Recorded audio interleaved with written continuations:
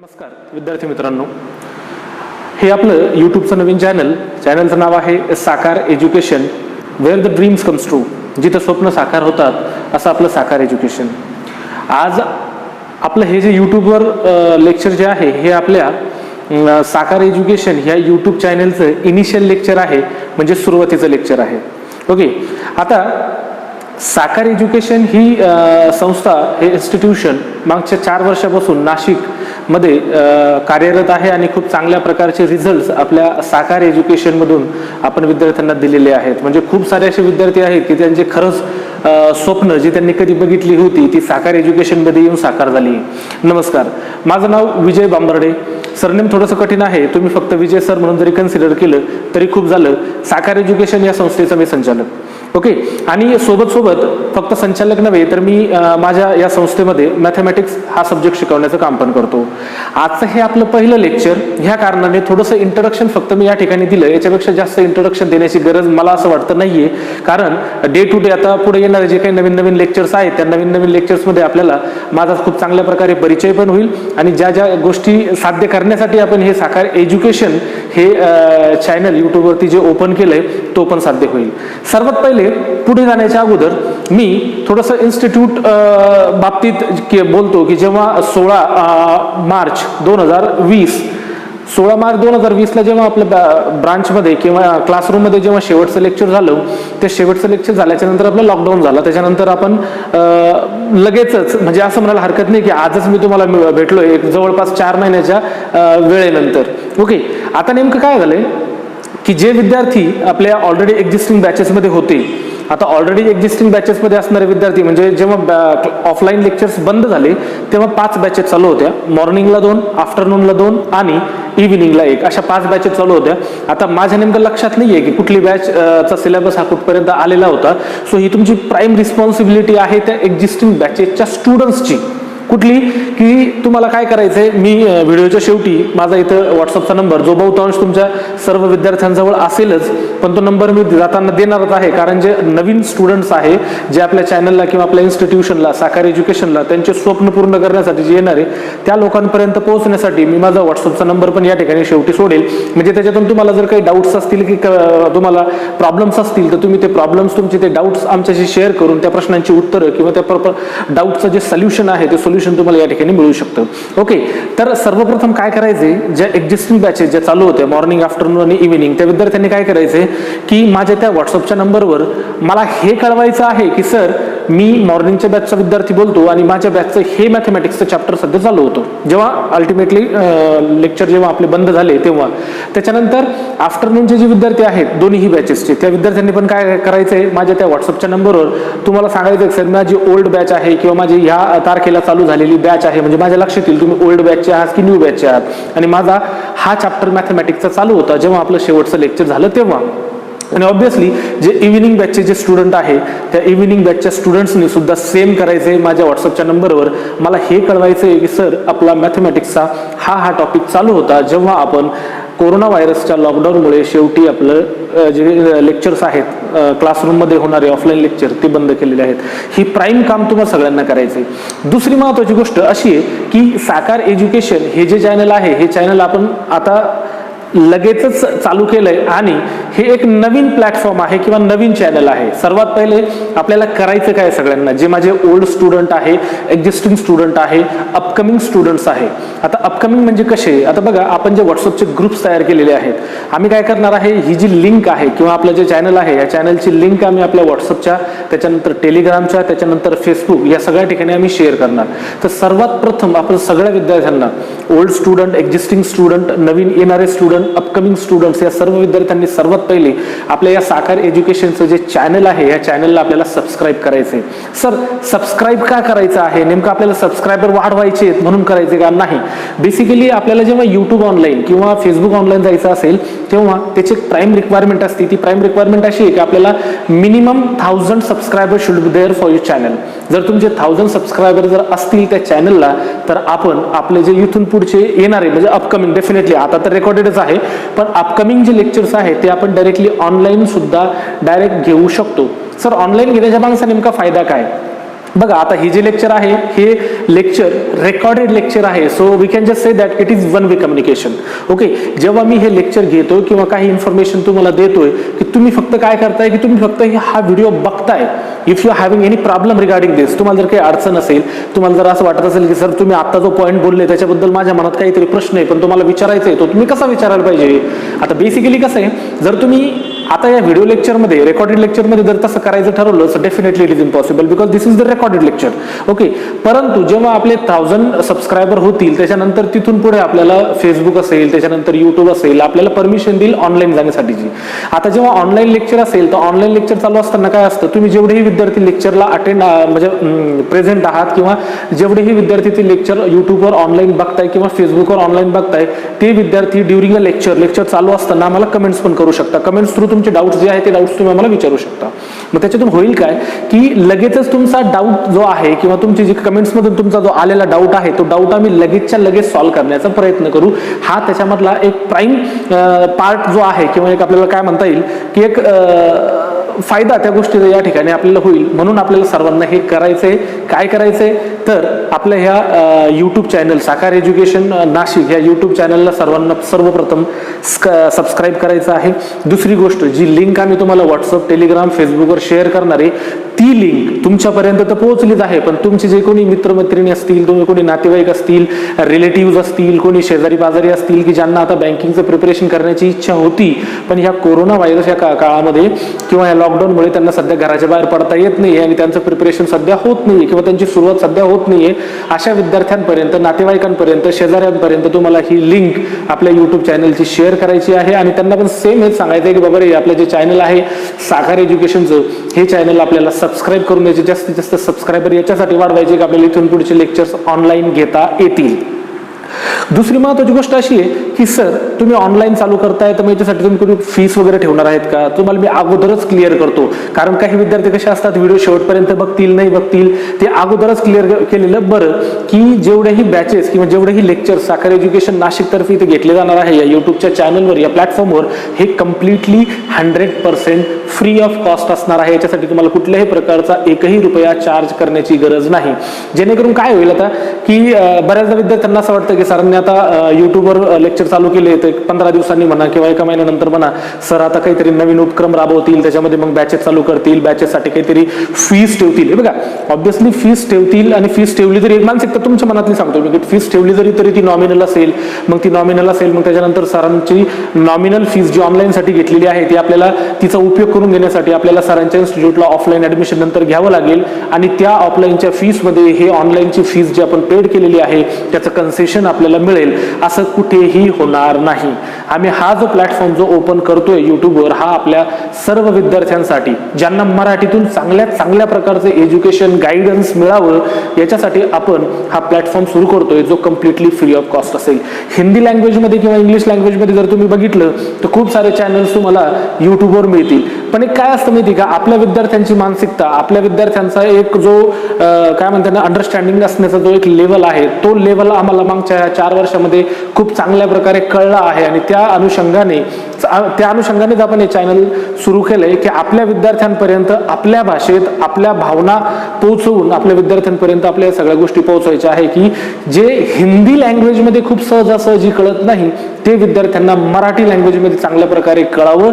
आणि हा मराठी लँग्वेज मधला प्लॅटफॉर्म हा आम्ही तुमच्यासाठी याच्यासाठी तयार केलेला आहे की तुम्हाला त्याच्यातून चांगल्यात चांगल्या प्रकारचे डाऊट्स जे आहेत ते तुमचे क्लिअर व्हावे आणि तुमचं जे यश मिळवण्यासाठी तुमची जी ही धडपड चाललेली आहे याच्यामध्ये तुम्हाला लवकरात लवकर यश मिळावं आणि या युट्यूब चॅनलद्वारे त्याचा तुम्हाला लाभ व्हावा. ओके, आता सर्वात महत्वाची गोष्ट काय आहे की आपले जे एक्झिस्टिंग बॅचेस आहे, एक्झिस्टिंग बॅचेसनी काय करायला पाहिजे, त्यांनी काय केलं पाहिजे, कुठले माझ्या नंबरवर काय सेंड करायचं या गोष्टी मी तुम्हाला सगळ्यांना ऑलरेडी सांगितलेल्या आहेत.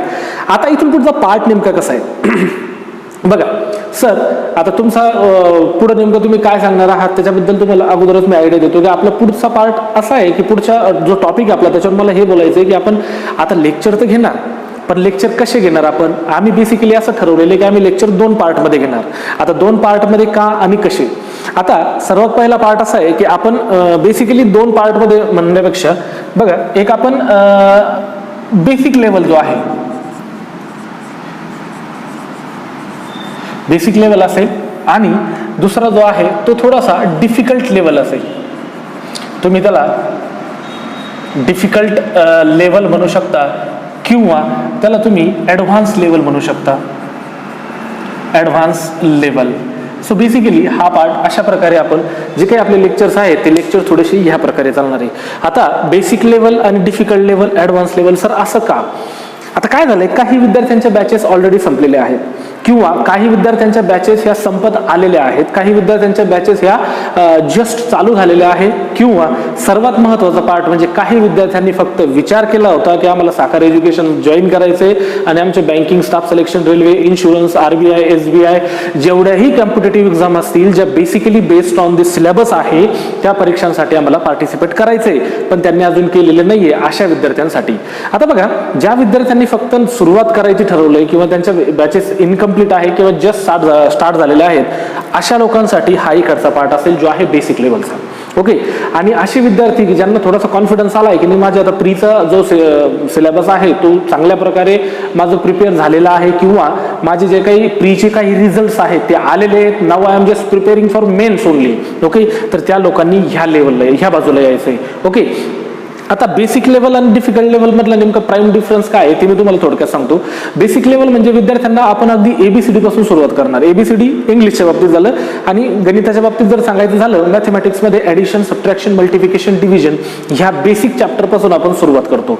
त्याच्यानंतर डिफिकल्ट लेवल असेल किंवा ॲडव्हान्स लेवल असेल त्याच्यामध्ये काय असतं सर, तर तिथं जे मेन्स लेवलचे जे प्रॉब्लेम आहेत म्हणजे डिफिकल्ट लेवलचे जे प्रॉब्लेम असतील ज्याच्यामध्ये आपल्याला मेन्स लेवलला डिफिकल्टी खूप जास्त फेस करावी लागते, त्यांचं कॅल्क्युलेशन खूप थोडंसं हार्ड असतं, पण ते कॅल्क्युलेशन आपल्याला सोप्या पद्धतीने कसं करून घेता येईल, शॉर्टकट्स त्याच्यासाठी काय असतील त्या आपल्याला ह्या डिफिकल्ट लेवलच्या किंवा ॲडव्हान्स लेवलच्या सेक्शनमध्ये तुम्हाला शिकवल्या जातील. मग सर यांचे लेक्चर अरेंज कसे होणार? आता यांचे लेक्चर अरेंज असे होणार की मोस्ट प्रोबेबली आपण मॅथमॅटिक्सचं मॉर्निंगला एक आणि आफ्टरनूनला एक, म्हणजे मॉर्निंगला एक आणि इव्हिनिंगला एक असे 2 लेक्चर्स आम्ही देणार. ज्या लोकांचं बेसिक म्हणजे जेव्हा व्हिडिओ जेव्हा आपण अपलोड करणार आहोत त्या व्हिडिओला थंबनेल म्हणजे हेडिंगच आम्ही अशी देणार की हे लेक्चर बेसिकचं आहे. ओके. किंवा हे लेक्चर ॲडव्हान्स आहे. मग तुम्ही प्रिपरेशन म्हणजे तुम्ही ते व्हिडिओ बघत असताना तुम्ही कन्फ्युजन नसाल पाहिजे तुमच्यामध्ये की सर आम्ही कुठला व्हिडिओ बघायचा आहे. ते थंबनेल किंवा त्या व्हिडिओची हेडिंग बघून तुम्ही तो व्हिडिओ बघू शकता. दुसरी महत्त्वाची गोष्ट की सर आम्ही डिफिकल्ट लेवलचं प्रिपरेशन करण्याचा विचार करतो म्हणजे इकडचे व्हिडिओ आम्हाला बघता येणार नाही का? मी अगोदरच तुम्हाला सांगितले की हे video completely free of cost आहे, कुठल्याही प्रकारची अडचण इथं नाही. जे लोक डिफिकल्ट लेवलचं प्रिपरेशन करतायत त्यांनी इकडच्या बाजूला पण जाता येईल आणि जे लोक इकडच्या बाजूचं प्रिपरेशन करतायत ते इकडच्या बाजूचे पण व्हिडिओ बघू शकता. म्हणजे दिवसातून जे दररोज 2 व्हिडिओ जे तुमच्या समोर येणार आहेत ते दोघेही व्हिडिओ तुम्ही इझिली बघू शकता, एवढं मात्र नक्की. ओके. त्याच्यामुळे तुम्हाला कुठलंही बंधन या ठिकाणी नाहीये. आता याच्यामध्ये नेमके चॅप्टर्स आता बेसिकली कसं आहे, खूप सारे एक नियर अबाउट मॅथचा जर आपण विचार केला मॅथमॅटिक्सचा तर नियर अबाउट 20 चॅप्टर्स आपल्याला या ठिकाणी प्रिपेअर करायचे मॅथमॅटिक्सचे, जे अगदी ॲडिशन सबट्रॅक्शन पासून चालू होतील. ॲडिशन, सबट्रॅक्शन, मल्टिप्लिकेशन, डिव्हिजन असेल, त्याच्यानंतर स्क्वेअर रूट असेल, त्याच्यानंतर फ्रॅक्शन्सच्या ॲडिशन सबट्रॅक्शन असतील, अपूर्णांकाच्या बेरीज वजाबाकी असतील, त्याच्यानंतर आपल्याला इक्वेशन्स जे आहेत इक्वेशन सॉल्व्ह करायचे आहे, ज्यात क्वाड्रॅटिक इक्वेशन, सायमल्टेनियस इक्वेशन असतील. त्याच्यानंतर नंबर सिरीज नावाचा एक चॅप्टर आपल्याला असतं. त्याच्यानंतर सिम्प्लिफिकेशन अप्रॉक्सिमेशन मध्ये आपल्याला बोर्डमॉसचे जे कॅल्क्युलेशन आहे, bracket of division, multiplication, addition आणि सबट्रॅक्शनशी रिलेटेड असलेले जे काही कन्सेप्ट्स आहेत ते कन्सेप्ट आपल्याला बघायचे. आणि बेसिक लेवलचे DI. आता DI हा प्रकार ज्या विद्यार्थी एकदम नवीन हा व्हिडिओ बघत असतील ज्यांनी DI हा प्रकार कधी बघितलेलाच नाहीये त्यांच्यासाठी थोडक्यात जर सांगायचं झालं तर DI म्हणजे टेबल ग्राफ असेल, त्याच्यानंतर एक सर्कल ग्राफ असेल, एखादा लाईन ग्राफ असेल, त्याच्यानंतर एखादा बार ग्राफ असेल. त्या बार ग्राफ किंवा ह्या वेगवेगळ्या ग्राफमध्ये आपल्याला एखाद्या कंपनी असेल किंवा एखादा डेटा जो आहे तो डेटा त्यांनी आपल्याला प्रेझेंट करून दिलेला असतो. तो डेटा कॅल्क्युलेट करून तो सॉर्ट आउट करून आपल्याला त्याच्यावर दिलेल्या प्रश्नांची उत्तरं काढावी लागतात. हा बेसिकली हा मेन्स लेवलचा किंवा बेसिक लेवलचा पार्ट आहे. सर ॲडव्हान्स लेवलमध्ये किंवा डिफिकल्ट लेवलमध्ये आपल्याला काय बघायला मिळेल? सर त्यातला सर्वात महत्त्वाचा पार्ट असा डिफिकल्ट लेवलमध्ये तिथं आपल्याला सर्वात प्रथम कमर्शियल मॅथमॅटिक्स म्हणजे ज्याला मराठीतून आपण शाब्दिक उदाहरणं आणि इंग्लिशमध्ये वर्ड प्रॉब्लेम म्हणतो तो पार्ट बेसिकली आपल्याला ह्या बाजूला बघायचे. तर ते चॅप्टर्स नेमके ह्या लेवलला चॅप्टर्स कुठले असणार आहे, त्याच्यानंतर ह्या लेवलला ते चॅप्टर्स कुठले असणार आहे आणि कुठल्या चॅप्टरला किती वेटेज असणार आहे ते आपण पुढे बघणार आहोत. बघा, तर ते जे चॅप्टर आहेत किंवा तो जो पोर्शन आहे तो पोर्शन बेसिक लेवलला आणि मेन्स लेवलला कुठला कुठला असेल, ॲडव्हान्स लेवलला कुठला कुठला असेल तो आपण या ठिकाणी बघतोय. बघा, बेसिक लेवलचा जो पार्ट आहे, बेसिक लेवलच्या पार्टमध्ये जर तुम्ही बघितलं तिथं ॲडिशन, सबट्रॅक्शन, मल्टिप्लिकेशन आणि डिव्हिजन हा आपला पहिला चॅप्टर असेल. मग तुम्हाला असं वाटेल की सर ॲडिशन, सबट्रॅक्शन, मल्टिप्लिकेशन आणि डिव्हिजन हे आपल्याला करायची गरज आहे का? सो डेफिनेटली या ॲडिशन, सबट्रॅक्शन, मल्टिप्लिकेशन आणि डिव्हिजन चॅप्टरची गरज आपल्याला असते. Reason is very simple. बघा, जनरली काय होतं, आपण एक 10, 15, 20, 25, 30 फ्लोअर असलेली बिल्डिंग आपण तयार करतो. वरती खूप छान छान डेकोरेशन केलंय, खूप छान छान फर्निचर केलंय, पण त्या बिल्डिंगचा बेस जर चांगला नसेल, त्या बिल्डिंगचा पाया जर चांगला नसेल तर ती बिल्डिंग कधी कोसळेल हे कोणालाही सांगता येणार नाही. तर कधीही कुठलंही प्रिपरेशन करत असताना बिल्डिंग हा थोडा वेगळा पार्ट झाला. आपण प्रिपरेशनच्या बाबतीत किंवा आपल्या ह्या फील्डच्या बाबतीत जर विचार केला तर कुठलंही प्रिपरेशन हाय लेवल म्हणजे moderate level, easy level, moderate level आणि डिफिकल्ट लेवल, मोस्ट डिफिकल्ट लेवलपर्यंत तुम्ही जेव्हा जाताय, लक्षात ठेवा त्या प्रत्येक प्रिपरेशनचा जो बेस आहे तो बेस हाच असतो आपला. याच्यामध्ये तुम्ही बघू शकता ॲडिशन, सबट्रॅक्शन, मल्टिप्लिकेशन आणि डिव्हिजन त्याचं ऑफिशियल जर वेटेज बघितलं क्लेरिकल आणि पीओ लेवलला तर ते 0 आहे. मग तू म्हणणार सर ऑफिशियल लेवल आणि इनऑफिशियल लेवल हा नेमका काय प्रकार आहे? बघा, जनरली सरळ 5 अधिक 3 किंवा 5 + 3 × 4 -8 इक्वल टू व्हॉट असा प्रश्न आपल्याला परीक्षेमध्ये नाही विचारला जाणार. Just because of what that we are preparing for banking examination and it is not that much easy. आपल्याला जे प्रिपरेशन आपण करतोय बँकिंग लेवलचं ते तेवढंही सोपं नाही. आपल्याला इथं डिफिकल्टीज फेस कराव्या लागणार आहेत आणि त्या डिफिकल्टीज फेस आपल्याला नको करायला, म्हणून आपल्याला सुरुवातीतून मात्र करायची आहे. ओके, तर ऑफिशियल जरी वेटेज नसेल पण ॲडिशन, सबट्रॅक्शन, मल्टिप्लिकेशन आणि डिव्हिजन शिवाय मॅथमॅटिक्स असू शकतं असं मला नाही वाटत. तुम्हालाही कदाचित ते कळलंच असेल की जरी एकदम बेसिक लेवलचे प्रश्न आपल्याला जरी नाही विचारले गेले पण जे डिफिकल्ट लेवलचे प्रश्न आपल्याला सॉल्व्ह करायचे आहेत त्याच्यासाठी आपल्याला ह्या इझी लेवलचा जो पार्ट आहे हा मात्र आपल्याला कंप्लीट करावा लागेल. त्याच्यानंतर त्या ॲडिशन, सबट्रॅक्शन, मल्टिप्लिकेशन, डिव्हिजन हे जे चॅप्टर आहे या चॅप्टरमध्ये आपल्याला sign allotment, unit place calculation, digital root, divisibility, मी परत एकदा रिपीट करतो, साइन अलॉटमेंट असेल, त्याच्यानंतर युनिट प्लेसचे कॅल्क्युलेशन्स असतील, डिजिटल रूट असेल, डिव्हिजिबिलिटी टेस्ट असेल, हे छोटे छोटे सब पार्ट आपल्याला त्याच्यामध्ये बघायला मिळतील.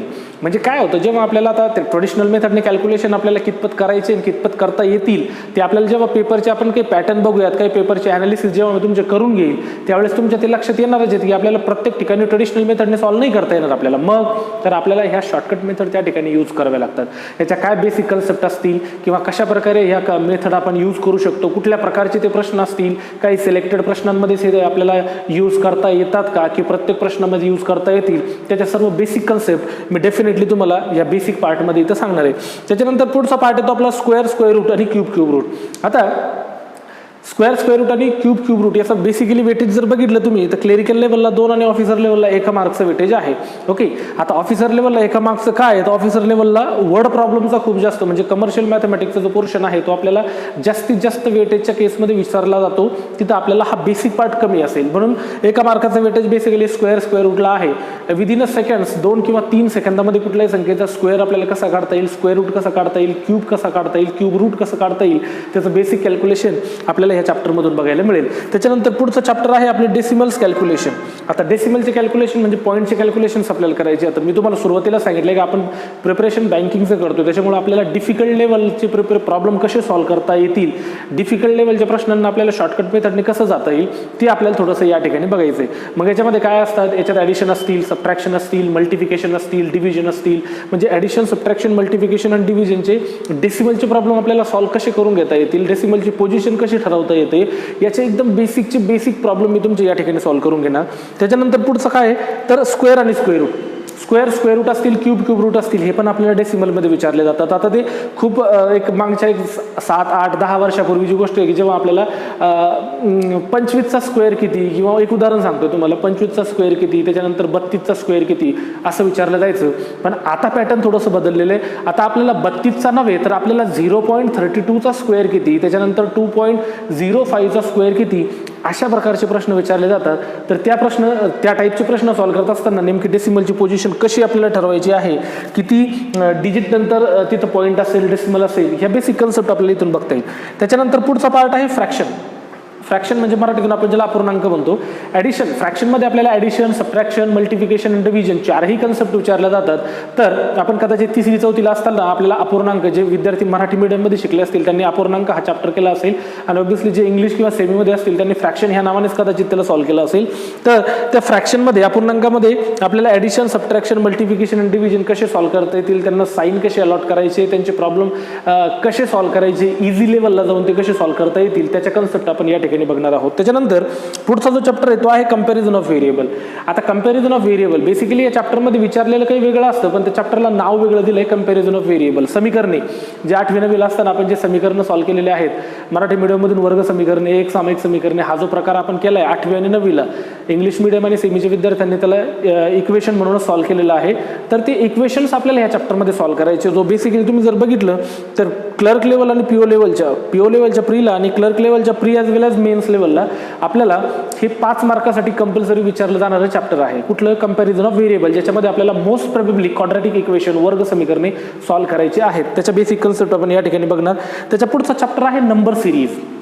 आपण चॅप्टर जर तुम्ही बघितलं, क्लेरिकल लेवल ॲज वेल ॲज पीओ लेवल दोन्ही ठिकाणी 5 मार्काला हा विचारला जातो, तो पण आपण या ठिकाणी बघणार. त्याच्यानंतर सिम्प्लिफिकेशन आणि अप्रॉक्सिमेशन. आता एक लक्षात ठेवा, हे इथपर्यंत जे चॅप्टर आहे, ह्या पूर्ण चॅप्टरचा यूज आपल्याला ह्या सिम्प्लिफिकेशन आणि अप्रॉक्सिमेशनमध्ये करायचं आहे. सर सिम्प्लिफिकेशन आणि अप्रॉक्सिमेशनमध्ये नेमकं काय असतं?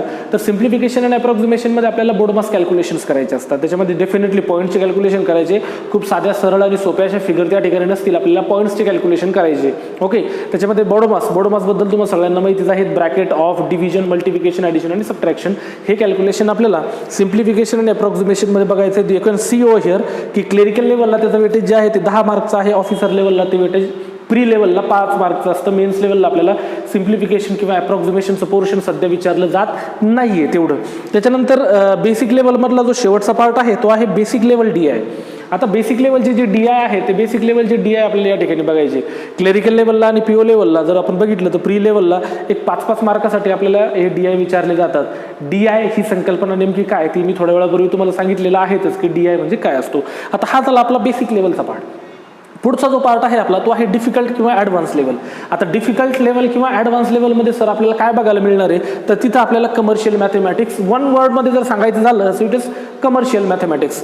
आता कमर्शियल मॅथमॅटिक्सला आपण मराठीतून शाब्दिक उदाहरणे म्हणतो, इंग्लिशमध्ये वर्ड प्रॉब्लेम आपण जनरली म्हणतो. त्याच्यामध्ये ॲव्हरेज असेल, ॲव्हरेज म्हणजे सरासरीचे जे प्रश्न आहेत ते आपल्याला विचारले जातात. ह्या ॲव्हरेजमध्ये आपल्याला एजेसशी रिलेटेड असलेले जे प्रश्न आहेत मोस्ट प्रोबेबली ते विचारले जातात. त्याच्यानंतर पुढचा चॅप्टर आहे रेशो प्रपोर्शन.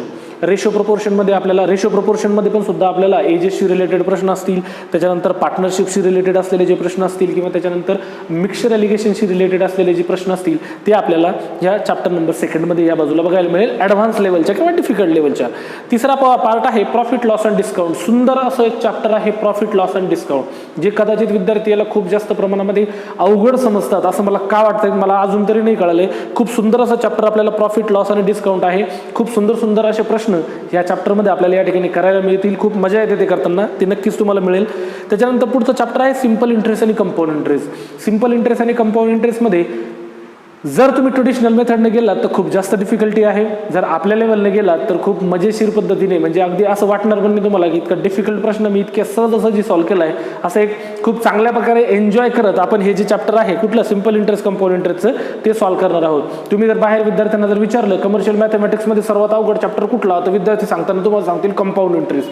पण कंपाऊंड इंटरेस्ट हे इतकं छान असं चॅप्टर आहे की ज्याच्यामध्ये डेफिनेटली ट्रेडिशनल वेनी किंवा जो फॉर्म्युला आहे कंपाऊंड इंटरेस्टचा त्या पद्धतीने जर तुम्ही सॉल्व्ह केलं तर नक्कीच तुम्हाला ते खूप डिफिकल्ट वाटेल, पण आपल्या कन्सेप्ट काहीतरी वेगळ्या असतील आणि मजेशीर असतील जे तुम्हाला करताना खूप छान वाटणार आहे. त्याच्यानंतर त्याच्या पुढचं चॅप्टर आहे टाइम स्पीड आणि डिस्टन्स. आता टाइम स्पीड आणि डिस्टन्स हे आपण 8वीला 9वीला असलेलं चॅप्टर आहे आपल्याला. ओके, त्याच्यानंतर वेग आणि अंतर मराठीतून आपण ज्याला म्हणतो, तो टाइम स्पीड आणि डिस्टन्स या चॅप्टरमध्ये आपल्याला बेसिकली रोड वर चालणाऱ्या ज्या गाड्या आहेत, ट्रक्स, कार, सायकल्स याच्याशी रिलेटेड असलेले प्रश्न असतील. त्याच्यामधलं सब पार्ट काय आहे तर त्याच्यामध्ये ट्रेनशी रिलेटेड असलेले प्रश्न आपल्याला विचारले जातात.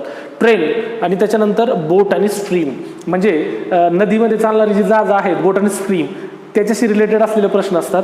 तर खूप सुंदर असं हे पण एक चॅप्टर आहे. कमर्शियल मॅथमॅटिक्सला विद्यार्थ्यांनी उगाचच खूप जास्त डोक्यावर घेतलेलं आहे की खूप डिफिकल्ट असतं आणि हे डिफिकल्ट असतं असं म्हणूनच त्याच्याकडे दुर्लक्ष केल्यामुळे ते अजून डिफिकल्ट होतं हे विद्यार्थ्यांना कळायला थोडासा उशीर लागतो. पण इथं तुम्हाला तसे काही होणार नाही. मी तुम्हाला खूप सोप्या पद्धतीने आणि हसत खेळत हे सर्व चॅप्टर्स मी तुमच्या समोर ठेवणार आहेत. ओके, त्याच्यानंतर पुढचं आहे टाइम अँड वर्क आणि पाईपानी सिस्टम. आता टाइम अँड वर्क आणि पाईपानी सिस्टम ही नावं मात्र वेगवेगळी आहेत, पण याला सॉल्व्ह करण्याची जी कन्सेप्ट आहे ना ती 100% सेम आहे. ओके, टाइम अँड वर्कमध्ये काय असतं, एक काम असतं ते काही लोकांनी केलेलं असतं. काही कॅन्डिडेट असतात, main, women, children, boys, girls, जे कोणी असेल वर्कर्स, ते लोक काय करतात, एक स्पेसिफिक ठरवलेलं काम ते वर्कर करतात. पाईपानी सिस्टममध्ये काय असतं, एक टाकी असते, ती टाकी भरण्याचं काम काही नळ करतात. इकडे काम, इकडे टाकी, इकडे मेन, विमेन, वर्कर्स, इकडे असतील नळ. खूप सुंदर, म्हणजे खूप असे छान छान मेथड्स आम्ही याच्यासाठी तयार केलेले आहेत. त्या सुंदर अशा मेथड्सने ज्यावेळेस तुम्ही प्रॉब्लेम सॉल्व्ह कराल, कितीही डिफिकल्ट प्रॉब्लेम असा तर तुम्ही तो असा सॉल्व्ह कराल अशी मला एक फक्त अपेक्षा आहे. त्याच्यासाठी तुम्हाला खूप जास्त मेहनत आणि प्रयत्न करावे लागतील. तो दुसरा भाग झाला. त्याच्यानंतर मेन्सुरेशन. आता बेसिकली मेन्सुरेशनचं वेटेज आहे ना हे थोडंसं कमी आहे. आपल्याला बँकिंग लेवलचा जर विचार तुम्ही करत असाल तर मेन्सुरेशन फक्त एका मार्काला विचारलं जातं. खूप जास्त डिफिकल्ट लेवलचे प्रश्न आपल्याला त्याच्यामध्ये विचारले जाणार नाही. ओके, हां, तुम्ही जर स्टाफ सिलेक्शन कमिशनचं जर प्रिपरेशन करत असाल, SSCचा असेल किंवा कुठल्याही सेंट्रल गव्हर्नमेंटच्या एक्झामचं प्रिपरेशन जर तुम्ही करत असाल तर त्याच्यासाठी मात्र तुम्हाला मेन्सुरेशन थोडंसं डीप लेवलला जाऊन त्याचं प्रिपरेशन करावं लागेल.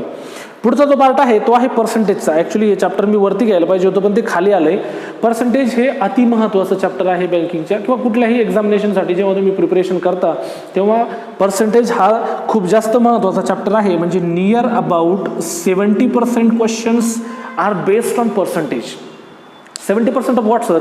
इथून इथपर्यंत जेवढे प्रश्न तुम्हाला विचारले जाणार आहेत, इव्हन ॲव्हरेजमध्ये पर्सेंटेज विचारलं जातं, त्याच्यानंतर रेशिओ प्रपोर्शनमध्ये पर्सेंटेज विचारलं जातं, पार्टनरशिपमध्ये पर्सेंटेज विचारले जातात, मिक्सचर ॲलिगेशनमध्ये पर्सेंटेज विचारले जातात, प्रॉफिट लॉस अँड डिस्काउंटमध्ये पर्सेंटेज विचारले जातात, सिम्पल इंटरेस्ट, कंपाऊंड इंटरेस्टमध्ये पर्सेंटेज विचारले जातात. त्याच्यानंतर टाइम, स्पीड अँड डिस्टन्समध्ये सुद्धा काही पर्सेंटेजचा भाग विचारलेला असतो. त्याच्यानंतर इकडे जे आपले सिम्प्लिफिकेशन आणि अप्रॉक्सिमेशन असेल किंवा बेसिक लेवलचे जे DI आहेत, इव्हन इकडे सुद्धा आपल्याला पर्सेंटेजशी रिलेटेड असलेल्या कन्सेप्ट किंवा प्रश्न विचारले जातात. म्हणून या चॅप्टरला हे अतिमहत्वाचं चॅप्टर आहे. याची जी जागा आहे ती बेसिकली इथं होती पण मी तो थोडासा इथं घेतलाय. एक 70% म्हणजे कन्सिडर करा की 10 प्रश्न जर तुम्हाला विचारले गेले असतील एखाद्या परीक्षेत वर्ड प्रॉब्लेम किंवा या सर्व बेसिक लेवल आणि मेन्स लेवलशी रिलेटेड, तर त्याच्यापैकी 10 पैकी 7 प्रश्न हे बेस्ड ऑन पर्सेंटेज असतात. म्हणजे डायरेक्टली पर्सेंटेजचं चॅप्टर ते नसतं पण त्याच्यामध्ये थोडा का होईना जो पार्ट आहे ना तो आपल्याला पर्सेंटेजशी रिलेटेड विचारला जातो, एवढं मात्र नक्की. त्याच्यानंतर पुढचा पार्ट आहे परम्युटेशन, कॉम्बिनेशन आणि प्रॉबॅबिलिटी. आता बेसिकली हे चॅप्टर जवळपास खूप साऱ्या विद्यार्थ्यांसाठी नवीन असतं. का आणि कसं? ज्या लोकांनी सायन्समध्ये ज्यांचं BSc झालेलं आहे किंवा ज्यांनी सायन्स 11वी 12वी सायन्स केले त्या विद्यार्थ्यांना 11वीला हा चॅप्टर थोडासा बघायला मिळालेला आहे. But the rest of the students म्हणजे आर्ट्सचे असतील, कॉमर्सचे असतील किंवा दुसऱ्या स्ट्रीम्सचे असतील त्या विद्यार्थ्यांसाठी परम्युटेशन, कॉम्बिनेशन आणि प्रॉबॅबिलिटी हा पार्ट थोडासा वेगळा आहे. पण घाबरण्याची बिलकुल गरज नाही आहे आपल्याला. त्याच्यातही आपण खूप छान अशा कन्सेप्ट आहे, खूप मजेदार असं ते चॅप्टर आहे, ते पण सॉल्व्ह करताना आपल्याला खूप छान वाटेल. त्याच्यानंतर ॲडव्हान्स लेवल DI. सर तुम्ही ॲडव्हान्स लेवल DI ह्या प्लेसवर का बरं घेतला? आता इकडचा DI आणि इकडच्या DI मध्ये काय फरक आहे हा पहिला प्रश्न तुमच्यापैकी काही लोकांना वाटेल. हा बेसिक लेवलचा DI म्हणजे काय असतो? या बेसिक लेवलच्या DI मध्ये आपल्याला एखादी कंपनी असेल, एखादी ऑर्गनायझेशन असेल, एखादं स्कूल असेल, एखादं कॉलेज असेल, त्या कॉलेजमध्ये असणारे आर्ट्स, कॉमर्स, सायन्सचे विद्यार्थी, आर्ट्समध्ये किती, सायन्समध्ये किती, कॉमर्समध्ये किती, किंवा एखादं स्पोर्ट्स रिलेटेड डेटा असेल, फुटबॉल किती प्लेयर्स खेळतात, क्रिकेट किती प्लेयर्स खेळतात, त्याच्यानंतर हॉकी, टेनिस किती प्लेयर्स खेळतात, असे बेसिक लेवलचे प्रश्न आपल्याला ह्या ठिकाणी दिलेले असतात बेसिक लेवलच्या DI मध्ये. मात्र आपल्याला जे ॲडव्हान्स लेवलचा DI आहे तुम्ही जर बघितलं असेल, काही विद्यार्थ्यांनी जर पेपर दिले असतील तर मेन्स लेवलला जो मॅथमॅटिक्सचं जे पोर्शन आहे किंवा जे सेक्शन आहे त्या सेक्शनलाच नाव दिलेलं आहे data interpretation and analysis. That is DI, data interpretation. तर हे चॅप्टर इथं याच्यासाठी घेतलं आहे मी की इकडच्या बाजूला जे बेसिक लेवलचे DI आपल्याला विचारले गेलेले आहेत तेवढे बेसिक DI आपल्याला ह्या बाजूला नाही विचारले जात. तर काय विचारलं जातं?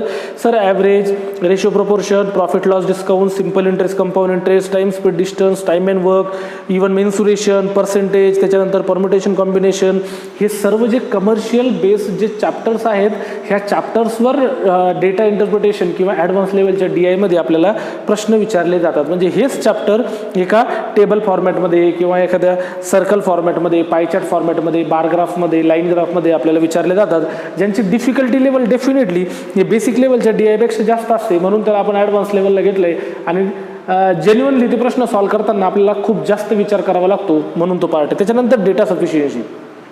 सर डेटा सफिशियन्सी काय आहे? आता काय झाले, डेटा सफिशियन्सी हा प्रकार पण आपल्याला आता मेन्स लेवलला खूप जास्त विचारला जातोय. ओके, आता त्याच्यामध्ये सर डेटा सफिशियन्सीमध्ये काय विचारलं जाणार? तर अगेन डेटा सफिशियन्सीमध्ये पण आपल्याला हेच विचारलं जाणार, ही वरचे जे चॅप्टर्स आहेत ह्या चॅप्टरचा पार्ट आपल्याला ह्या डेटा सफिशियन्सी ह्या पार्टमध्ये या ठिकाणी विचारला जातो. ओके, आता हा झाला आपला एक सब्जेक्टच्या बाबतीमध्ये. आता हे सब्जेक्ट काय असेल, कुठले चॅप्टर्स आपल्याला करायचे, तर ह्या दोन बेसिक पार्टमध्ये इकडे बेसिक लेवल, डिफिकल्ट लेवल, ह्या अशा प्रकारे आपण आपले जे यूट्यूब चॅनलवर जे काही आपलं क्लास चालणार आहे यूट्यूबला किंवा यूट्यूबच्या प्लॅटफॉर्मवर व्हिडिओ थ्रू आपले जे काही लेक्चर चालणार आहे ते काहीतरी ह्या प्रकारचे असतील. मी तुम्हाला अगोदर सांगितलेलं आहे की इकडच्या बाजूचं प्रिपरेशन करणाऱ्या विद्यार्थ्यांना इकडचे व्हिडिओ पण बघता येतात आणि इकडच्या बाजूचं प्रिपरेशन करणाऱ्या विद्यार्थ्यांना इकडचे पण व्हिडिओ बघता येतात. त्याच्यामुळे कुठल्याही प्रकारचं बंधन ऑब्लिगेशन्स तुम्हाला त्या ठिकाणी नाहीये की सर हेच करायचं आणि ते करायचं नाही, लाईक दॅट. आता काय झालंय, बऱ्याच दिवसापासून किंवा नियर अबाउट आता एक 4 महिने झाले, त्या 4 महिन्यामध्ये आमच्या असं लक्षात आलंय की विद्यार्थ्यांना खूप भयंकर असे प्रश्न पडायला लागलेले आहेत. सर कुठले प्रश्न पडतात विद्यार्थ्यांना? तर विद्यार्थ्यांना सर्वात पहिला आणि महत्त्वाचा प्रश्न हा पडतोय की सर परीक्षा होतील का? आता एक गोष्ट लक्षात ठेवा, आता इथून पुढचा जो पार्ट आहे तो फक्त तुमच्या मनामध्ये जे नर्वसनेस आलेली आहे, जी निगेटिव्हिटी तुमच्या डोक्यात आलेली, जी तुमच्या मनात आलेली आहे, ती निगेटिव्हिटी दूर करण्यासाठीचा थोडासा पुढचा वेळ मी तुमचा घेतोय. मला हे लेक्चर खूप जास्त लांब करायचं नाहीये, कारण आपल्याला इथून पुढचे लेक्चर जेव्हा जेन्युइन पार्ट आपला चालू होईल तेव्हा लेक्चर्स आपले लॉंग असतील, 1 ते 1.5 तासाचं लेक्चर आपलं तेव्हा असेल.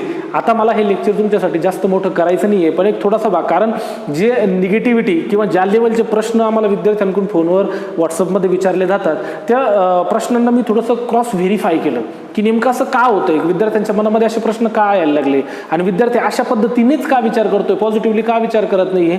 तर त्याच्याशी रिलेटेड असलेल्या थोड्याशा गोष्टी मला तुमच्याबरोबर शेअर करायचे. काय झालंय, मागच्या 1 महिन्यापासून मेनली, त्याच्या अगोदरचं नव्हतं, कारण एक मार्चमध्ये जेव्हा लॉकडाऊन चालू झाला त्याच्यानंतर मार्च आणि एप्रिलमध्ये मला कुठल्याही विद्यार्थ्याच्या, माझ्या इन्स्टिट्यूट असेल किंवा इन्स्टिट्यूटच्या बाहेरचे विद्यार्थी असतील, कुठल्याही विद्यार्थ्याने मला कुठल्याही प्रकारचा प्रश्न, whether it is related to subject असेल, whether it is related to their personal issues असतील किंवा कुठल्याही प्रकारचे निगेटिव्ह थॉट किंवा निगेटिव्ह क्वेश्चन्स, निगेटिव्ह डाऊट मला कुठल्याही विद्यार्थ्याने विचारले नव्हते. कारण त्याच्यामागचं खूप सोपं, कारण विद्यार्थ्यांना असं वाटलं होतं एक छोटंसं वादळ आहे, एक छोटंसं डिफिकल्टी आपल्या समोर आलेली आहे, ती खूप लवकर निघून जाईल आणि आपण परत एकदा आपल्या ट्रॅकवर जाऊन आपलं जे मेन काम आहे त्याच्यामध्ये आपण बिझी होऊन जाऊ. पण अनफॉर्च्युनेटली तसं झालेलं नाहीये. आपण बघितले जवळपास आता 4 महिने कंप्लीट झाले, लॉकडाऊन अजूनही कम्प्लिटली ओपन झालेला नाहीये आणि आपले जे काही स्कूल्स असतील, कॉलेजेस असतील किंवा इन्स्टिट्यूशन्स असतील, वेगवेगळे कोचिंग क्लासेस असतील, जिथून विद्यार्थी त्याच्या उज्ज्वल भवितव्यासाठीचं जे प्रिपरेशन करतो किंवा जी मेहनत करतो ते सध्या सर्व ठिकाणी थांबलेलं आहे. आणि त्याच कारणाने काय झालंय की विद्यार्थी खूप जास्त डिस्टर्ब झालेले आहेत. आता विद्यार्थी डिस्टर्ब कुठले झालेले आहेत, जे सिरियस विद्यार्थी आहेत तेही झालेत आणि जे सिरियस नव्हते, बाय द वे प्रिपरेशन करत होते, ते पण विद्यार्थी सिरियस झाले. का? कारण आता त्यांना सर्व जे काही आजूबाजूचे काही लोक असतील किंवा घरचे लोक असतील किंवा त्यांचं स्वतःचं मन असेल ते त्यांनाच प्रश्न विचारायला लागले की व्हॉट इज द नेक्स्ट, आता काय होणार, लॉकडाऊन कधी उघडेल, नवीन क्लासेस चालू होणार आहे का, ग्रॅज्युएशनच्या परीक्षा होतील का, किंवा मग आता नवीन रिक्रुटमेंट येतील का, आपल्याला नवीन नोकरीच्या संधी उपलब्ध होतील का, असे खूप सारे प्रश्न विद्यार्थ्यांच्या मनामध्ये आलेले आहेत आणि तेच प्रश्न मला वारंवार विद्यार्थ्यांकडून विचारले जात आहेत. तर त्या सर्व प्रश्नांची उत्तरं मी थोडक्यात तुम्हाला या ठिकाणी देतो. आता काय झालंय, प्रश्न विद्यार्थ्यांचा सर्वात पहिला प्रश्न काय, सर्वात पहिला प्रश्न हाच आहे की सर हे सर्व सुरळीत पद्धतीने म्हणजे ऑफलाईन हे कधी चालू होईल, म्हणजे क्लासरूममध्ये आपले लेक्चर्स कधी होतील, कॉलेजेसच्या एक्झाम्स आमच्या होतील का, हे सर्वात बेसिक लेवलचा प्रश्न आहे की सर लॉकडाऊन कधी उठेल बघा आणि ऑफलाईन लेक्चर्स कधी चालू होतील. बघा विद्यार्थी मित्रांनो, आपल्याला ह्या प्रश्नाचं उत्तर जर शोधायचं असेल तर ह्या प्रश्नाचं उत्तर जर जेन्युइनली तुम्ही विचार केला तर या प्रश्नाचं उत्तर आमच्याजवळ पण नाही आणि तुमच्याजवळ पण नाही आहे. सर मग या प्रश्नाचं उत्तर आपल्याला कोण देणार, तर या प्रश्नाचं उत्तर आता सध्या स्थितीला कोणीच देणार नाही तुम्हाला. ओके, दिले जरी उत्तर तुम्हाला तर ते एक प्रिडिक्शन्स असतील, ते एक अंदाज असतील की असं होऊ शकतं, तसं होऊ शकतं, जे कदाचित मी तुम्हाला सांगेल की पुढच्या 15 दिवसामध्ये, पुढच्या 20 दिवसामध्ये कदाचित एक शक्यता आहे, गव्हर्नमेंटने काहीतरी गाईडलाईन आपल्याला देईल आणि त्या अनुषंगाने आपल्याला आपल्या ऑफलाईन जे काही क्लासेस आहेत, इन्स्टिट्यूशन्स आहेत ते आपल्याला चालू करता येतील. पण एक लक्षात ठेवा, ते फक्त प्रिडिक्शन आहे, ते कदाचित पुढच्या 15 दिवसात होतील किंवा ऑक्टोबर, नोव्हेंबर किंवा डिसेंबर पर्यंत पण सुद्धा ते चालेल. मग सर अशा परिस्थितीमध्ये आम्ही काय करायचं, प्रिपरेशन थांबवायचं का, आम्ही अभ्यास करायचा का नाही करायचा, तर मी तुम्हाला हेच सांगेल की तुम्हाला ज्याही सिच्युएशनमध्ये तुम्ही आता सध्या आहात तुम्हाला त्या सिच्युएशनमध्ये जेवढं शक्य होईल तेवढं प्रिपरेशन करायचं आहे. मग दुसरा प्रश्न विद्यार्थ्यांचा काय येतो की सर जेव्हा आम्ही इन्स्टिट्यूटला यायचो, क्लासला यायचो, तिथं बसून आमचं एक शेड्यूल ठरलेलं होतं, सकाळपासून संध्याकाळपर्यंत आपण अशा पद्धतीने एक प्लॅन तयार केलेला होता आणि ते प्लॅन थ्रू आम्ही स्टडी करत होतो. तर खूप छान अशी लिंक आमची या ठिकाणी लागलेली होती. पण आता घरी आलोय, त्याच्यामुळे घरी आल्यामुळे खूप जास्त डिस्टर्बन्स झालंय आणि त्याच्यात आपल्याकडे येणारा जो क्राऊड आहे त्याच्यातला नियर अबाउट 70% क्राऊड हा ग्रामीण भागातून आलेला आहे. आता ग्रामीण भागातून आलेला असल्यामुळे काय झालंय, त्यांना आता इथं थांबता नाही आलं. ते प्रत्येक जण काय झालंय, ज्याच्या त्याच्या घरी गावी निघून गेलेले आहेत आणि जे वातावरण अभ्यासाचं इथं असतं किंवा एक कॉम्पिटिशन इथं जे दिसतं आपल्याला, आपल्या सोबतचे विद्यार्थी असतील, मित्रमैत्रिणी असतील, जेव्हा अभ्यास करताना दिसतात त्यावेळेस ऑटोमॅटिकली आपल्यामध्ये एक इन्स्पिरेशन, एक मोटिवेशन मिळतं आपल्याला आणि आपण त्यांना बघून आपलं स्वतःमध्ये जे काही डेव्हलपमेंट व्हायला पाहिजे आपल्याला किंवा आपलं जे काही एफर्ट्स जास्त व्हायला पाहिजे ते ऑटोमॅटिक व्हायला लागतात, कारण वातावरण तसं असतं. पण आता जे विद्यार्थी गावी गेलेले आहेत ते विद्यार्थी काय म्हणताय की सर इथं वातावरणच नाही आहे किंवा आम्हाला मनच लागत नाही, अभ्यास करायला बसलं तरी खूप जास्त डिस्टर्ब होतं. माय डिअर स्टुडंट्स, लक्षात ठेवा हा जो पार्ट आहे हा फक्त काय तुमच्या एकट्यासाठी नाही. मी तुम्हाला काय सांगितलंय, प्रत्येक जण डिस्टर्ब झालेला आहे. आता प्रत्येक जण डिस्टर्ब झालाय म्हणजे याचा अर्थ असा आहे की प्रत्येकाचीच इफिशियन्सी आता काय झालेली, सध्या कमी झालेली आहे. आणि असं मला पर्सनली असं वाटतं की एक अनुभवातून मला असं वाटतं की आता यावर्षी होणाऱ्या ज्या एक्झाम्स आहेत त्या एक्झामचा ओव्हरऑल कट ऑफ थोडासा कमी येईल. कारण त्याच्यामागचं रिझन खूप सोपं आहे, कारण प्रत्येकाची इफिशियन्सी कमी झाली, प्रत्येकाचा अभ्यास कमी झालाय, त्यामुळे प्रत्येकाचा स्कोर थोडा कमी येणार. लॉकडाऊन काही फक्त नाशकात झालाय का? नाही. लॉकडाऊन काही फक्त महाराष्ट्रात झालाय का? नाही, देशात झालाय पूर्ण. त्याच्यामुळे म्हणजे झाला तर सगळीकडे आहे, पण आपण ज्या एक्झाम होता आपल्या त्या नॅशनल लेवलपर्यंतचा विचार आपण करूयात की तुमचा जो प्रत्येक कॉम्पिटिटर आहे तो प्रत्येक कॉम्पिटिटर या सिच्युएशनला फेस करतो. त्याच्यामुळे आपण इथं हार मानायची नाहीये. आजही मला माझे खूप सारे विद्यार्थी जे आहेत त्यांचे व्हॉट्सअपला असतील, टेलिग्रामला असतील, खूप विद्यार्थ्यांचे मेसेजेस येतात. खूप विद्यार्थी मला प्रश्न पाठवतात की सर हा प्रश्न कसा सॉल्व्ह करायचा, तो प्रश्न कसा सॉल्व्ह करायचा किंवा हा प्रश्न मी सॉल्व्ह केलाय पण हा खूप जास्त लेंदी झाला, याला काहीतरी शॉर्टकट मेथड तुमच्या बाजूने मला मिळेल का? असे खूप सारे प्रश्न जेव्हा विद्यार्थी मला पाठवतात त्याच्यातून माझे हे तर लक्षात आलंय की माझे नियर अबाउट 25% तरी स्टुडंट्स असे आहेत की जे आता खूप चांगल्या प्रकारे स्टडी करताय. मग उरलेल्या बाकीचे जे 75% विद्यार्थी जर हाच विचार करत बसले की कसं करायचं, म्हणजे कुठून करायचं, त्याच्यानंतर लिंक लागत नाहीये, मन लागत नाहीये, वेळ प्रॉपर मिळत नाहीये, ह्या प्रश्नांमध्ये तुम्ही गुंतून जाणार आणि हे उरलेले जे 25% विद्यार्थी आहे हे चांगल्या प्रकारे स्टडी करून त्यांचा रिझल्ट काढतील. आता तिसरा प्रश्न काय आहे की सर रिक्रुटमेंट येतील का? आता हा प्रश्न जो आहे हा ॲक्च्युली ह्या बाकीच्या सगळ्या प्रश्नांशी रिलेटेड असलेला जो प्रश्न आहे की रिक्रुटमेंट येतील का. बघा, SBI RBIचे एक्झाम जे आहे ऑलरेडी प्री झालेले आहेत, त्यांच्या मेन्स होणारच, नो डाऊट ॲट ऑल. त्याच्यानंतर आता जर तुम्ही बघितलं असेल तर IBPS RRBचं नोटिफिकेशन आलंय. IBPS RRBचं नोटिफिकेशन जर तुम्ही बघितलं असेल आणि त्याच्यामधल्या वॅकन्सीज जर बघितल्या असतील तर मागच्या वर्षीच्या वॅकन्सीज आणि ह्या वर्षीच्या वॅकन्सीजमध्ये कुठल्याही प्रकारचा फरक मला जाणवत नाहीये. जवळपास जेमतेम जेवढ्या रिक्रुटमेंट किंवा जेवढ्या वॅकन्सीज लास्ट इयर होत्या तेवढ्या ह्या वर्षी आहे. मग जर असं काही असतं की त्याचा इम्पॅक्ट जर या गोष्टीवर पडणार असता तर नक्कीच आपल्याला त्याचा एक डेमो आपल्याला या IBPS RRBच्या नोटिफिकेशनमध्ये बघायला मिळाला असता. त्याच्यातून एक पॉझिटिव्ह सिग्नल विद्यार्थ्यांपर्यंत हा आलाय की रिक्रुटमेंट येणार आहेत. चलो ओके, नो डाऊट काही रिक्रुटमेंटमध्ये फरक पडेल, कारण बँकिंगचं जसं आपण बघितलं IBPSचं नोटिफिकेशन जे आहे, IBPSचा टाइम टेबल हा ऑलरेडी गव्हर्नमेंटने जानेवारीमध्ये डिक्लेअर केलेला आहे. त्याच्यामुळे IBPSच्या एक्झाम्स होणार, त्याच्यामधलं IBPS RRBचं नोटिफिकेशन आलेलं पण आहे. तुम्ही विद्यार्थ्यांनी फॉर्म पण भरलेले आहेत.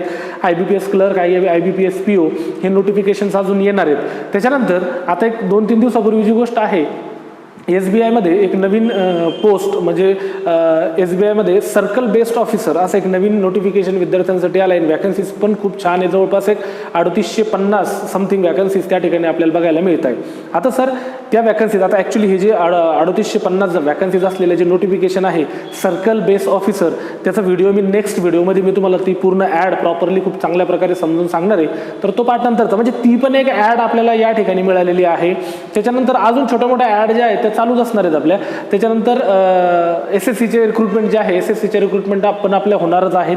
त्याच्यामुळे रिक्रुटमेंट होणारच आहे का असा प्रश्न जर तुमचा असेल तर मी त्याच्यामध्ये तुम्हाला उत्तर देणार की रिक्रुटमेंट होणार. ओके, काही व्हेरिएशन त्याच्यामध्ये येतील पण रिक्रुटमेंट होतील. आपण आपला प्रयत्न जर मतलब कंटिन्युअसली जर चालू ठेवला, आपले एफर्ट्स जर कंटिन्युअसली असतील तर यश मिळण्याची शक्यता आजही 2020 मध्ये तुम्हाला खूप जास्त आहे. ओके. त्याच्यानंतर पुढचा प्रश्न विद्यार्थ्यांचा काय येतो की सर आता आम्ही ऑनलाईन प्रिपरेशन करतोय ऑनलाईनमध्ये, कारण ऑफलाईन कधी चालू येईल हे तर आम्हाला माहीत नाही, पण आम्ही ऑनलाईन प्रिपरेशन करतोय, तर ऑनलाईन प्रिपरेशन करून हे खरंच शक्य आहे का सर की आमची पोस्ट निघेल का? ओके. बघा, एक गोष्ट लक्षात ठेवा, विद्यार्थ्याच्या कॅटेगरी ज्या असतात ना, विद्यार्थी हे 3 कॅटेगरीमध्ये मेनली मी डिस्क्राईब करतो. पहिली कॅटेगरी कुठली? So it is less than average. दुसरा असतो ॲव्हरेज विद्यार्थी आणि एक तिसरा असतो एक्स्ट्रा ऑर्डिनरी विद्यार्थी. आता लेस दॅन ॲव्हरेज विद्यार्थी आपल्या कॉम्पिटिशनमध्ये नाही आहेत, आपल्या कॉम्पिटिशनमध्ये ॲव्हरेज आणि एक्स्ट्रा ऑर्डिनरी स्टुडंट्स आहे.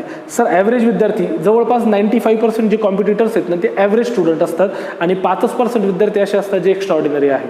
आता कुठलाही विद्यार्थी असू द्या, तो मग ॲव्हरेज असू द्या, एक्स्ट्रा ऑर्डिनरी असू द्या, जेव्हा तो त्याचा अकॅडमिकचा ट्रॅक सोडून जेव्हा सिव्हिल एक्झामिनेशन्स किंवा कॉम्पिटेटिव्ह एक्झाममध्ये जेव्हा येतो तेव्हा त्याचा ट्रॅक हा कम्प्लिटली चेंज झालेला असतो. म्हणजे इथं आल्याच्या नंतर हा प्लॅटफॉर्म जवळपास सगळ्याच विद्यार्थ्यांसाठी कसा असतो? नवीन असतो. त्याच्यामुळे कॉम्पिटेटिव्ह एक्झामिनेशनमध्ये किंवा कुठल्याही कॉम्पिटेटिव्ह सिच्युएशनमध्ये येताना हा विचार नाही करायचा की माझे कॉम्पिटिटर्स कुठले आहेत किंवा माझे कॉम्पिटिटर्स खूप हाय लेवलचे आहेत का, माझ्यापेक्षा खूप जास्त हुशार आहेत का. लक्षात हे ठेवायचं. तुम्ही असं म्हणाल की सर आम्ही त्यांचा विचारच नाही करायचा का? नाही, त्यांचा विचार करावाच लागेल, कारण त्यांनाच ओव्हरटेक करून तुम्हाला पुढे जायचं आहे, त्यांनाच ओव्हरटेक करून तुम्हाला यश मिळवायचं. त्याच्यामुळे तो विचार तर करावा लागेल, पण तो विचार करून कम्प्लिटली निगेटिव्ह नाही व्हायचं आपल्याला, तो पॉझिटिव्हली विचार करायचा आहे आपल्याला. ओके. म्हणजे हे माझे कॉम्पिटिटर्स आहेत, चला यांचं एवढं प्रिपरेशन झालं, मला यांच्यापेक्षा जास्त प्रिपरेशन करावं लागेल, कारण ह्या विद्यार्थ्यांना मला काय करायचं आहे? ओव्हरटेक करायचं. हा एक पॉझिटिव्ह थॉट तुमच्या माइंडमध्ये आला पाहिजे. ओके. तर सर्वात महत्त्वाची गोष्ट काय आहे की जेव्हा तुम्ही ऑनलाईन प्रिपरेशन करता, प्रश्न हा होता की sir online preparation is it sufficient to crack the exam to get the success? तर याच्यात सर्वात सहजपणे सांगायचं जर झालं तर मी ऑफलाईन पण माझ्या विद्यार्थ्यांना बघितलेलं आहे. तुम्ही ऑफलाईन असा किंवा ऑनलाईन असा, तुम्ही जे प्रिपरेशन करताय ते प्रिपरेशन तुमचं 100% कसं असलं पाहिजे? सिरियस असलं पाहिजे. आता विद्यार्थ्यांचं कसं असतं, काही विद्यार्थ्यांचं की माझा मित्र करतोय म्हणून मी करून बघतोय, ह्या वेने जर तुम्ही प्रिपरेशन करत असाल तर डेफिनेटलीच तुम्हाला यश मिळणार नाही. मला डू ऑर डाय कंडिशन आहे. जर इथं जॉब नाही मिळणार तर मला कुठे जॉब मिळणार आहे? आता जर तुम्ही आता कोरोना व्हायरसच्या काळामध्ये जर तुम्ही न्यूज बघत असाल आणि न्यूज थ्रू तुम्हाला जे काही बघायला मिळतंय त्याच्यामध्ये डेफिनेटलीच प्रत्येकाचा जो माइंड आहे तो एकदम हँग होत असेल की इतक्या लोकांच्या नोकऱ्या गेल्या, इतक्या लोकांच्या नोकऱ्या जाणार आहे. म्हणजे ते मीडियावाले अशा पद्धतीने आपल्याला पटवून सांगतात की ती खूप काही चांगली गोष्ट आहे. ॲक्च्युली ती चांगली गोष्ट नाही आहे, ती एक निगेटिव्ह गोष्ट आहे आपल्यासाठी, समाजासाठी किंवा आपल्या फायनान्शियल कंडिशनसाठी किंवा आपल्या इकॉनॉमीसाठी चुकीची गोष्ट आहे. पण मीडियावाले त्याला इतक्या सुंदर पद्धतीने आपल्या समोर प्रेझेंट करतात की आपल्याला त्याच्यामधलं पॉईंट ना पॉईंट आपल्या लक्षात राहतो की खूप साऱ्या लोकांच्या नोकऱ्या गेलेल्या आहेत, अजून खूप साऱ्या लोकांच्या नोकऱ्या जाणार आहेत, आपली इकॉनॉमी आता कोसळणार आहे, ढासळणार आहे. बघा, हा विचार जो आहे हा विचार गव्हर्नमेंटला करू द्या. आता सध्या तुमची प्रायोरिटी कशात आहे? तुमची प्रायोरिटी कशात आहे की मला एक जॉब पाहिजे, मग तो कुठलाही असू द्या आणि त्याच्यासाठी मला प्रयत्न करावे लागतील, त्याच्यासाठी मला मेहनत करावी लागणार आहे, ही आपली प्रायोरिटी असली पाहिजे. किती लोकांच्या नोकऱ्या गेल्या आणि किती लोकांच्या नोकऱ्या जाणार आहे हा जर विचार आपण करत बसलो तर त्यांच्या तर गेलेल्या आहेत, आपल्याला मिळणार पण नाही, ही कंडिशन आहे. त्याच्यामुळे तो विचार आपण करायचा नाही आहे. ते मीडिया त्यांचं काम करतंय, ते त्यांना करू द्या. आपण काय करायचं आहे की मला एक नोकरी पाहिजे, दॅट्स ऑल. मग आता होईल काय? खूप साऱ्या लोकांच्या नोकऱ्या जाणार आहेत. मग आता खूप साऱ्या लोकांच्या नोकऱ्या गेल्याच्या नंतर त्यांच्यासमोर ऑप्शन काय उरतो? एक तर बिझनेस करायचा. आता अशा परिस्थितीमध्ये ते बिझनेस करणार आहेत का? ज्या ठिकाणी हॉटेल्स बंद झाल्या, ज्या ठिकाणी छोटी मोठी दुकानं जे आहेत, रोडवर चालणारे जे वेंडर्स आहेत छोटे मोठे, ह्या सगळ्यांची दुकानं बंद पडलेली आहेत, त्यांची चालत नाही तर नवीन बिझनेस स्टार्ट होणार आहेत का? नाही. मग आता काय होणार? तर प्रत्येक विद्यार्थी ज्याचं एज कॉम्पिटेटिव्ह एक्झामसाठी बसतं तो विद्यार्थी ह्या बाजूला पळण्याचा प्रयत्न करेल. म्हणजे अल्टिमेटली काय होतंय? तुमचं कॉम्पिटिशन वाढतं या ठिकाणी. हा पॉईंट तुम्ही लक्षात ठेवा. जे लोक तिकडचा जॉब सोडून इकडे येत आहे कॉम्पिटिशनमध्ये, म्हणजे याचा अर्थ काय की ते तुमचा जो अधिकार आहे या कॉम्पिटेटिव्ह एक्झामचा त्याच्यावर थोडासा ते काय करताय? अटॅक करतायत. तुम्हाला जर त्यांना तुमच्याकडे येऊ द्यायचं नसेल किंवा ते आले जरी तरी त्यांना ओव्हरटेक करून किंवा तुम्हाला कंटिन्युअसली जर त्यांच्या पुढे राहायचं असेल तर तुम्हाला मेहनत खूप जास्त करावी लागणार आहे. हा एक पॉईंट तुम्हाला या ठिकाणी लक्षात ठेवायचा आहे. अजूनही खूप सारी प्रश्न आहेत. आता इथून पुढे कसं माहिती का, हळूहळू आपण जसे आपले पुढचे लेक्चर्स चालू होतील त्याच्यानंतर तर प्रत्येक लेक्चरमध्ये मी दररोज एक छोटीशी गोष्ट तुम्हाला त्या ठिकाणी सांगणार. एक छोटासा काय म्हणतात इन्स्पिरेशनल मोमेंट असेल किंवा एखादे इन्स्पिरेशनल कोट्स असतील ते मी तुमच्यासमोर शेअर करणारच आहे. त्याच्यामुळे बाकीच्या ह्या गोष्टी ज्या आहेत आपण त्या थोडे मागे ठेवूयात, कारण आता हे प्रश्न फक्त तुमच्यासमोर मी याच्यासाठी ठेवलेले आहेत की या प्रश्न तुमच्या स्वतःच्या मनात आहे. जे लोक हे व्हिडिओ बघतात त्या लोकांना स्वतः हा प्रश्न पडलेला आहे की हे प्रश्न तुम्ही बहुतांश बऱ्याच लोकांना विचारलेले असतील किंवा तुम्हाला कोणाला ते विचारू वाटत असतील. त्या प्रश्नांची उत्तरं मी तुमच्यासमोर या ठिकाणी ठेवलेली आहेत. आता जाता जाता व्हिडिओच्या शेवटी एकच लक्षात ठेवायचं आहे की आपल्याला जास्तीत जास्त प्रिपरेशन थोडंसं हार्ड करायचं आहे, थोडंसं आपली जी एफर्ट्स जे आहे ते एकदम पीक लेवलला असले पाहिजे. अशा लेवलला आपण या ठिकाणी प्रिपरेशन करूयात. खूप इझी लेवलला किंवा खूप बाय द वे लेवलला जर तुम्ही प्रिपरेशन करत असाल, so this is my request to all of you. जर अशा लेवलचं प्रिपरेशन करत असाल तर तुमच्यामध्ये निगेटिव्हिटी थोडीशी अजून जास्त येईल. कारण काय होतं, जेव्हा तुम्ही फेल होता ना, फेल झाल्याच्या नंतर असं मला अजून कोणी भेटलं नाही की सर मी फेल झालो, yes this is the positive signal to me की मला पुढच्या परीक्षेमध्ये खूप चांगलं यश मिळणार आहे, असं कधीच होत नाही. विद्यार्थी येताना फेल झाल्याच्या नंतर माझ्यासमोर जेव्हा बसतो तेव्हा तो सांगताना हेच सांगतो, सर मी इतकी मेहनत केली आणि एवढी मेहनत करून पण मला जर अपयश मिळालं असेल किंवा मी जर अयशस्वी झालो असेल तर डेफिनेटली इथून पुढच्या परीक्षांमध्ये मला यश मिळेल का नाही. निगेटिव्ह थॉट माइंडमध्ये आला, तुम्ही निगेटिव्ह गोष्टीचा विचार केला, तुमच्या माइंडमध्ये तो निगेटिव्ह जो सप्लाय आहे ना, जो पुरवठा आहे तो खूप जास्त प्रमाणात तयार होईल.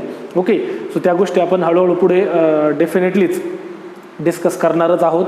आता मी तुम्हाला सांगितलं होतं की मी तुम्हाला व्हिडिओच्या शेवटी जे आहे तर माझा व्हॉट्सअपचा नंबर देणार आहे. तो व्हॉट्सअपच्या नंबरवर तुम्हाला काय करायचं आहे, ते जे एक्झिस्टिंग बॅचेसचे जे स्टुडंट आहे त्यांनी एक्झिस्टिंग बॅचेसच्या स्टुडंटनी मला त्यांचा मॉर्निंगचे बॅचचा विद्यार्थी असेल तर सर मी मॉर्निंगचे बॅचचा विद्यार्थी आहे, विद्यार्थिनी आहे, माझा मॅथचा हा चॅप्टर चालू होता. त्याच्यानंतर आफ्टरनूनची बॅच जी आहे, आफ्टरनूनच्या बॅचच्या विद्यार्थ्यांनी पण सेम तेच करायचं आहे की सर आम्ही आफ्टरनूनच्या बॅचचे विद्यार्थी आहोत, आमचा मॅथचा हा चॅप्टर चालू होता. त्याच्यानंतर इव्हिनिंगच्या विद्यार्थ्यांनी पण तेच करायचं आहे की सर मी इव्हिनिंगच्या बॅचचा विद्यार्थी आहे, तर माझं जेव्हा आपले ऑफलाईन लेक्चर्स बंद झाले, क्लासरूममधले लेक्चर जेव्हा बंद झाले तेव्हा शेवटचा चॅप्टर आपला हा झाला होता. ह्या सर्व गोष्टी तुम्हाला मला या व्हॉट्सअपच्या नंबरवर तुम्ही बघू शकता. इथं माझं नाव आहे विजय सर, 7588076586. ओके, 7588076586 हा माझा व्हॉट्सअपचा नंबर आहे. या व्हॉट्सअपच्या नंबरवर तुम्हाला मला ती इन्फॉर्मेशन जी आहे ती फक्त सेंड करायची. सर ती कशासाठी, तर ती याच्यासाठी की ज्यावेळेस मला कळेल की ह्या पर्टिक्युलर स्टुडंटचा हा चॅप्टर संपलाय तर मी त्याला प्रॉपरली एक गाईड करू शकतो, एक सजेस्ट करू शकतो की बाबा रे हे जे 2 लेवलचे जे काही आपले लेक्चर्स होणार आहेत तर तू ह्या लेवलला प्राधान्य द्यायला पाहिजे की ह्या लेवलला प्राधान्य द्यायला पाहिजे.